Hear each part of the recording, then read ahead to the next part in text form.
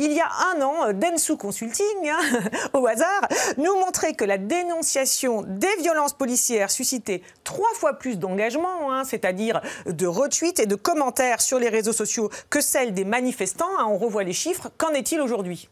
En fait, on va retrouver ce paradoxe. Évidemment, les violences policières sont extrêmement dénoncées, mais en même temps, quand on sonde les Français, et c'était le cas déjà en plein milieu de ce mouvement Gilets jaunes, eh bien, les Français étaient une majorité à dédouaner finalement la police de toute critique. Et donc, les Français restent de toute façon assez partagés quant aux violences policières. C'est-à-dire qu'évidemment, sur Internet, beaucoup s'expriment contre, évidemment, ceux qui ont intérêt à dénoncer ce type de pratique. Mais quand on regarde la globalité sur un échantillon représentatif, les Français, en plein milieu des Gilets jaunes, étaient à 58% à dédouaner les forces de l'ordre de toute critique.